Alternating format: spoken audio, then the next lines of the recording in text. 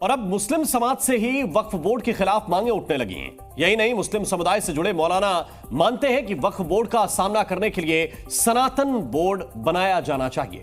दरअसल कथावाचक देवकीनंदन समेत कई हिंदूवादी संगठन लगातार ये मांग उठा रहे हैं।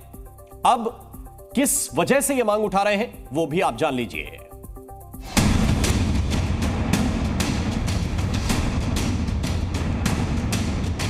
अगर वक्फ बोर्ड इस देश में रहेगा तो सनातन बोर्ड का निर्माण होगा। वक्फ बोर्ड में जो बैठे हुए मेंबर्स हैं, इन लोगों ने करप्शन में उरूज में कमाल हासिल कर लिया। ऑल इंडिया मुस्लिम जमात के मौलाना साहब मानते हैं कि वक्फ बोर्ड भू माफिया बना हुआ है और कथावाचक देवकीनंदन ठाकुर भी आगाह कर रहे हैं कि आने वाले वक्त में वक्फ बोर्ड क्या क्या कर सकता है। और वो दिन दूर नहीं जब वो पूरा ये 10-12 साल रुक जाओ, वो कहेंगे पूरा देश वक्फ बोर्ड का है। कथावाचक को चिंता हो रही है और इसलिए उन्होंने सनातन बोर्ड बनाए जाने की मांग को पुरजोर तरीके से एक बार फिर उठाया है। वक्फ बोर्ड को इतने बड़े अधिकार दे दिए गए यार, हैं? कितने अधिकार हैं वक्फ? तुम्हारी सरकार पे उतने अधिकार नहीं जितने वक्फ बोर्ड को तुमने अधिकार दे दिए। उस पे तो कोई नहीं बोलता और धर्माचार्यों को तुम बोलने से रोक रहे हो। दिलचस्प बात यह है कि इस मांग पर ऑल इंडिया मुस्लिम जमात से मौलाना साहब भी हाँ में हाँ मिलाकर वक्फ बोर्ड को कोस रहे हैं। वक्फ बोर्ड में जो बैठे हुए मेंबर्स हैं, चेयरमैन हैं या संबंधित अधिकारी हैं, इन लोगों ने करप्शन में उरूज में कमाल हासिल कर लिया और जमीनों को खुर्द-बुर्द करने लगे। इस बीच आरएसएस के सरकारवाह भी वक्फ को लेकर विशेष साजिश की बात कर रहे हैं।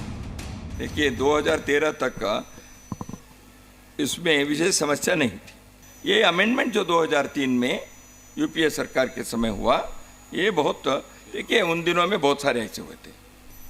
विशेष साजिश के तहत, योजना के तहत ये विचार एक के बाद एक आने का प्रयत्न हुआ था। साफ है वक्फ के कामों की पारदर्शिता पर गंभीर सवाल उठते रहे हैं, इसलिए संघ और धर्म गुरुओं में इस बात को लेकर चर्चा गर्म हो रही है। साथ ही सियासी गलियारों में भी सनातन बोर्ड को लेकर पक्ष विपक्ष में तीखी बहस छिड़ गई है।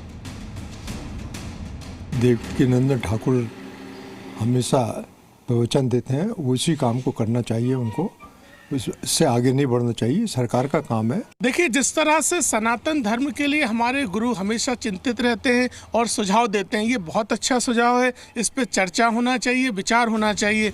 आपको बता दें कि हाल ही में अलग अलग विवाद पैदा होने के बाद से सनातन बोर्ड बनाए जाने से लेकर सनातन धर्म रक्षा बोर्ड बनाने तक की मांग लगातार जोर पकड़ती जा रही है। आंध्र प्रदेश के उप मुख्यमंत्री पवन कल्याण कह चुके हैं कि वक्त आ गया है कि सनातन धर्म रक्षा बोर्ड बनाया जाए। ये उन्होंने तब कहा जब तिरुपति लड्डू विवाद हुआ था। इसी तरह छत्तीसगढ़ में भी सनातन बोर्ड के गठन की मांग हुई थी। हिंदू संगठनों ने रायपुर के मोतीबाग चौक में प्रदर्शन किया था और सीएम विष्णुदेव साय को ज्ञापन सौंपा था। खाटू श्याम जी में भी पुजारी महासंघ ने पुजारी प्रोटेक्शन बिल और सनातन बोर्ड के गठन करने के लिए कई बार मांग उठाई है।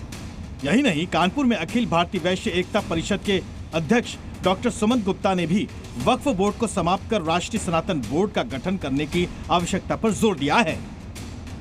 देखना यह है कि वक्फ बोर्ड की तरह क्या कभी ऐसी कोई संभावना निकट भविष्य में दिख रही है ताकि सनातन बोर्ड का गठन कर वक्फ बोर्ड की सनातनी काट निकाली जा सके।